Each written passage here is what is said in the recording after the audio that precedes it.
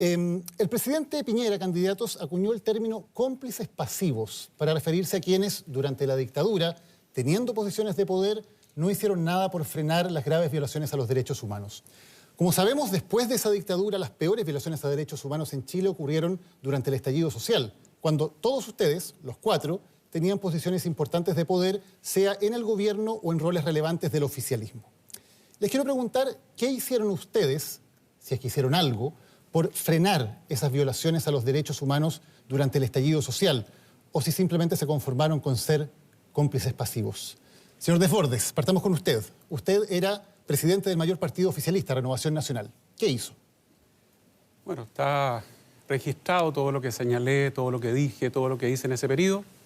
Y dentro de la búsqueda de acuerdo siempre estuvo sobre la mesa el que no hubiera, por supuesto, violación a los derechos humanos, que se frenara la violencia en las calles, violencia inusitada, que no se conocía en décadas en Chile, y que, por lo tanto, lográramos paz. Una paz dentro del contexto de que se hiciera responsable a los autores de eventuales violaciones a los derechos humanos, que en mi opinión, si las hay, son personales. Creo que las instituciones jamás tuvieron una disposición como tales de cometer violaciones a los derechos humanos. No hay violaciones sistemáticas, por lo tanto, en mi opinión.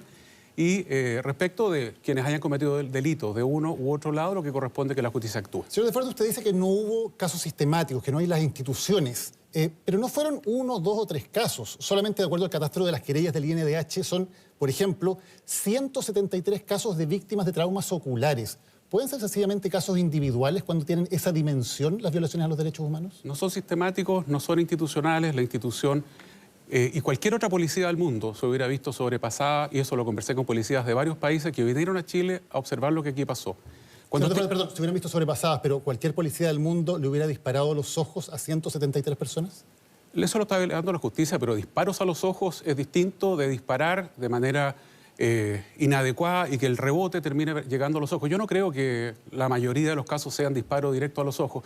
Y si usted analiza el informe europeo de derechos humanos para el caso francés de los chalecos amarillos, con una violencia infinitamente menor que en Chile, y no se revisa, no se preocupa de ver a qué país se refiere, se va a encontrar con las mismas objeciones, las mismas observaciones: daño ocular, uso de escopeta, etc. Usted defendió incluso al general director de Carabineros, defendió su continuidad. ¿Quién debería hacerse responsable de lo que pasó en esas violaciones a los derechos humanos si, según usted, el general director de Carabineros no tenía ninguna responsabilidad? Como son personales y no son institucionales, cada persona debe responder lo mismo que los violentistas que dejaron a decenas de carabineros heridos, también con pérdidas oculares, con graves lesiones, muchos de ellos que no van a poder continuar trabajando en su vida. Gracias. Señor Lavín, sigamos con usted. Usted era alcalde y además el más probable candidato presidencial del oficialismo en ese momento. ¿Qué hizo? Primero, como alcalde de Las Condes, me dediqué a tratar de defender a las pymes y al comercio de Las Condes de los ataques por parte de los vándalos. Segundo, trabajé con los alcaldes de Estación Central y de Santiago para enfrentar la situación que ellos estaban viviendo en sus respectivas zonas cero. Cuando sufrieron ataques las personas que vivían ahí, las pymes, los semáforos, el mobiliario público, todo eso. Le estoy preguntando por las violaciones cometidas por agentes del Estado. Por supuesto, condenarlas, como siempre las he condenado. ¿Eso es todo? Eso es lo que me correspondía hacer como alcalde. ¿Jamás llamó al presidente, jamás llamó al ministro del Interior, Andrés Chadwick, que era de su partido, para hacerles ver que esto era grave? Todas esas conversaciones, obviamente que las tuve, Daniel, pero digamos que aquí hay dos cosas. Aquí hubo vándalos, aquí hubo personas que pusieron bombas Molotov, que quemaron iglesias, que hicieron invivible a las personas que vivían en Plaza Italia toda la situación de su vida diaria, y a esas personas hoy día las quieren indultar. ¿Ah? Mira, esto pasó en la Araucanía hoy día. Estas personas, como esas, la Convención Constitucional las quiere indultar. Señor Lavín, usted ha hablado de varios temas de víctimas de la violencia, pero hay 8.630 personas, según el catastro de la Fiscalía, que fueron víctimas de agresiones por parte del Estado. ¿No ha hecho nada usted por esas personas? ¿No se ha contactado por ellas? ¿No les preocupa su situación? Lo que corresponde, Daniel, es que la justicia investigue.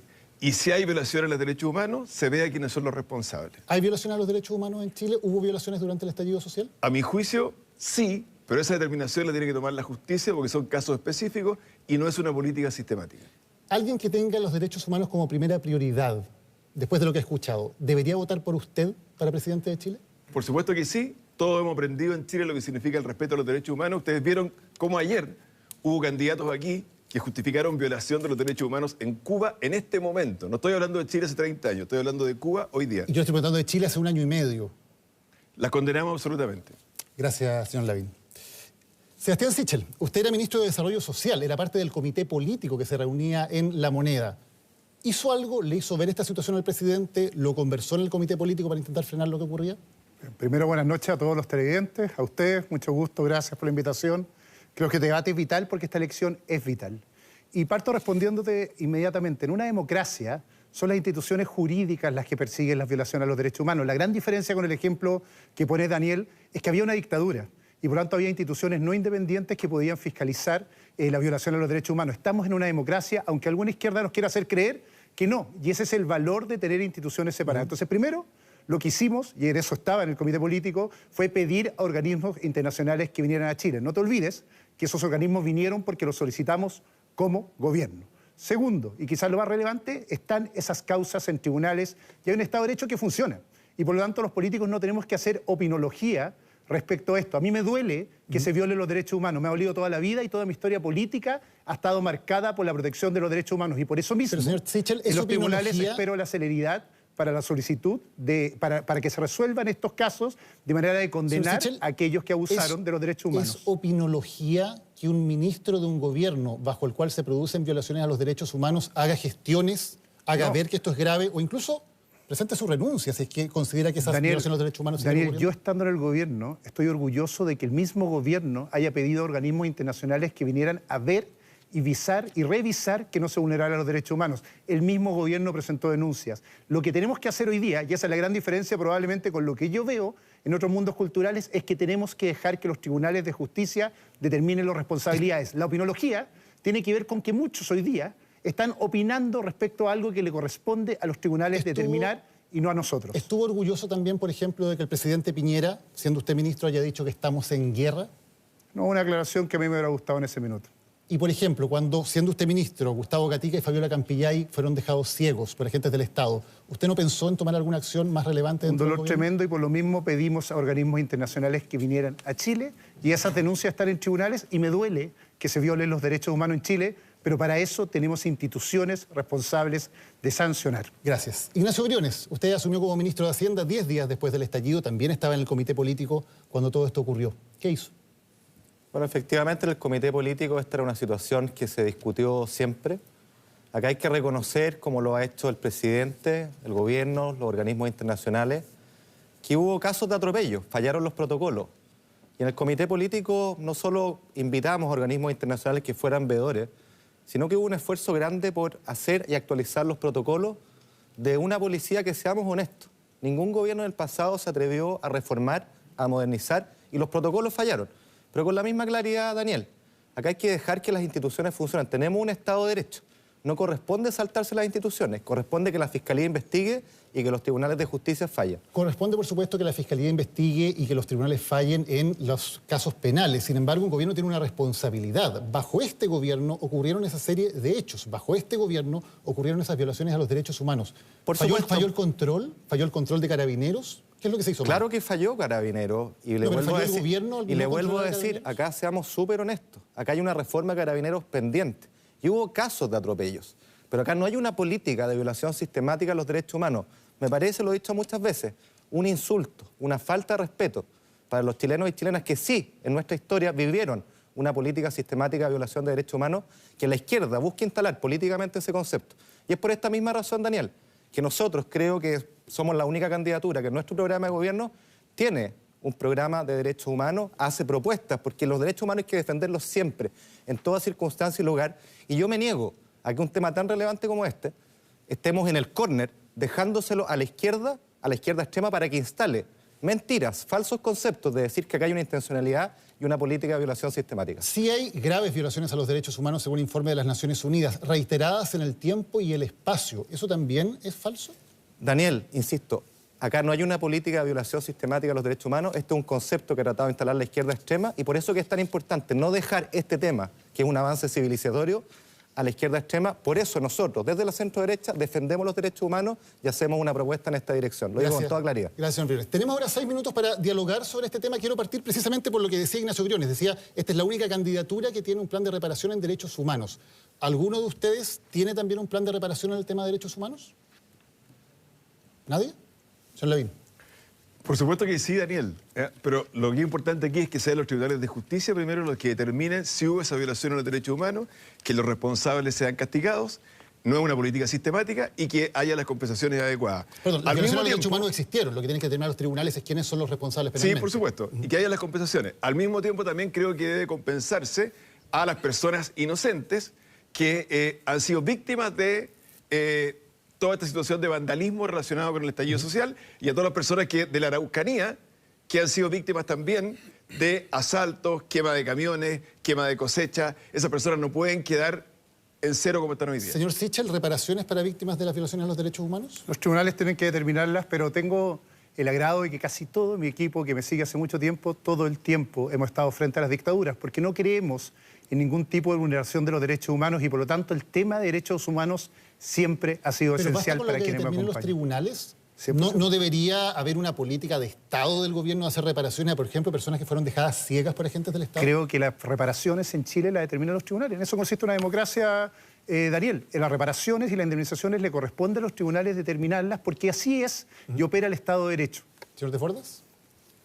Se me preguntó esta semana por el caso de Fayola Campillay. Incluso se me preguntó si es que Carabineros como institución tenía que pedir disculpas. Yo quiero pensar que lo que sucedió ahí no fue con intención, no había dolo, por lo menos dolo directo. El funcionario no tenía intención de causar las tremendas y terribles lesiones que provocó. Pero, por la información que hay a la vista, se provoca por acción de un agente del Estado, y en este caso un policía, y por eso creo que aparte de pedir, primero, pedir las disculpas que corresponde a una persona absolutamente inocente, por supuesto que el Estado, no Carabineros, perfectamente podría ya estar ayudando no solo en reparación. Ella está pasando momentos muy difíciles, no tiene recursos para una serie de elementos que necesita, que son muy caros. Yo creo que ya el Estado, el gobierno, debería estar trabajando con ella para eso. Gracias. Señor Briones, ¿debe haber reparaciones o solamente lo que determinan los tribunales? Lo que nosotros hemos planteado que en las instancias de reparación hemos propuesto una comisión de hombres sabios que tiene que ocurrir después de que las instancias judiciales operen. Hay que respetar el Estado de Derecho y la separación de funciones. Pero yo quiero ir al tema de fondo. Si acá estamos de acuerdo que los derechos humanos son tan importantes, hay que defenderlos en toda circunstancia y lugar. Porque ayer no se hizo con claridad en el debate que vimos ayer. Nadie ocupó la palabra dictadura. Creo que todos deberían tener una propuesta en sus programas si es que le damos la importancia que corresponde. Porque ¿saben lo que pasa si no? Nos quedamos en el córner y entregamos este tema tan relevante a la izquierda extrema para que tenga medias tintas en esta materia, para que lo utilice políticamente y se diga falsamente que acá hay una política de violación sistemática de derechos humanos. Yo no estoy dispuesto a eso. Para ir avanzando, quiero plantearles el tema de los presos del estallido. Sabemos que la Convención Constitucional aprobó una resolución pidiendo amnistía para esos casos. Sé que ninguno de ustedes está a favor de una amnistía general, pero les quería preguntar los casos específicos de personas que han pasado largos periodos en prisión preventiva, sin que haya una condena. Por darles un caso, Darío Chacón, de Ancud, de 26 años, pasó más de un año en prisión preventiva antes de que la Fiscalía retirara todos los cargos y hay varios casos similares. ¿Les parece que se está haciendo justicia o que ha habido abuso de la prisión preventiva en algunos casos? A ver, lo primero, tenemos que recuperar el orden. Acá la víctima no es más importante que el victimario. Acá la ley está primero que el abuso de la ley. Acá el policía está primero que el delincuente. ¿Por qué te digo esto? Porque me preocupa un debate político en que hemos debatido mucho más tiempo cómo indultar a aquellos que han sido formalizados por la Fiscalía, investigados por los tribunales de justicia por delitos contra personas, contra la propiedad o contra el Estado, y no el tiempo que tenemos que dedicarnos a condenar esas conductas, claro, a reparar a aquellos que han sufrido daño y a perseguir a aquellos que cometen delitos. Entonces, sí, por eso les planteo el tema de gente que no ha sido condenada, que al revés. Está bien, pero el caso del indulto, Daniel, es un caso que está siendo promovido y es el gran debate que se ha tomado en la agenda pública. Y a mí me duele porque no tengo cara para las miles de pymes que fueron saqueadas y quemadas porque ellos son los que están siendo investigados. Y la justicia tiene que poder investigar. Para que vayamos avanzando. Yo creo que la justicia tiene que actuar más rápido, pero sí déjame decir una cosa. Lamento mucho que la Convención Constitucional haya aprobado esa declaración. En esa declaración ellos proponen indultar nada menos que a las personas que le prendieron fuego al matrimonio Lusinger-Macay en la Araucanía. Esas personas que dicen defender los derechos humanos quieren indultar o amnistiar a personas que participaron en ese tipo de delitos, lo cual es gravísimo. Perfecto. Señor Briones y señor... Mire, acá tenemos un problema institucional hoy día, Daniel, donde nos hemos ido saltando las reglas y eso debilita la democracia. Y este es un ejemplo de ello, porque cuando el Poder Legislativo trata de inundar la facultad del Poder Judicial, hay un problema. Cuando la Convención Constituyente plantea indultar a personas que cometieron graves delitos, hay un problema. Y quiero decir además, porque acá los delitos que estamos hablando son destrozo de pymes, de comercio, la vida de muchas personas, y creo que acá, y nosotros también lo proponemos en nuestro programa, un fondo de reparación también para aquellas pymes que sufrieron la destrucción de sus comercios. Brevemente para cerrar. Aquí lo que está haciendo la izquierda es repetir un libreto que ya conoce de memoria. A finales del gobierno del presidente Elwin se indultó a todos los delincuentes que habían asesinado personas, delitos cometidos antes del 11 de marzo del 90. Se arguyó de que había derecho a la rebelión. Después de eso se dejó libres a todos los asesinos que mataron compañeros y amigos míos. Yo tuve que recoger compañeros asesinados del piso cuando yo tenía 22 años. La gente que asesinó a mis amigos está impune, toda.